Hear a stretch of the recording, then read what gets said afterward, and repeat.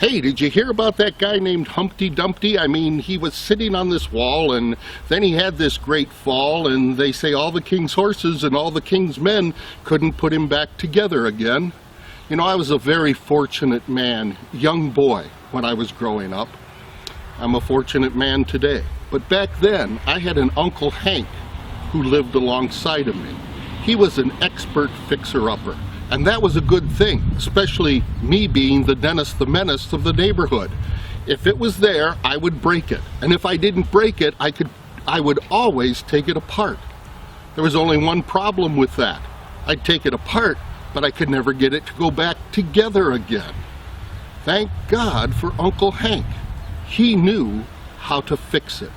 You know, we live in a period of time where the church is failing. Now, that's not my opinion. It's the opinion of social scientists both inside the church and outside the church. After looking at all those facts, one author put it this way.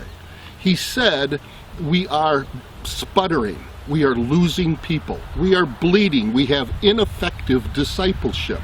We are going bankrupt. We are losing money. And we are hated. We live in an antagonistic society. What do we do? When we look at the early church, it wasn't like that at all.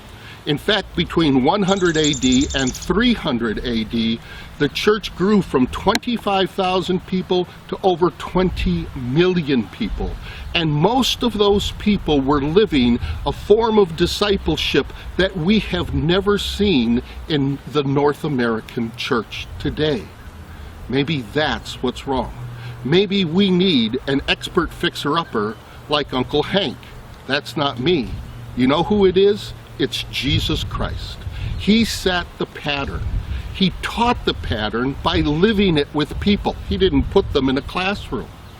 You know, all the king's horses and all the king's men couldn't put Humpty together again. And the truth of the matter is all the business practices, all the marketing things that have so permeated the 20th century North American church will never put the church back together again.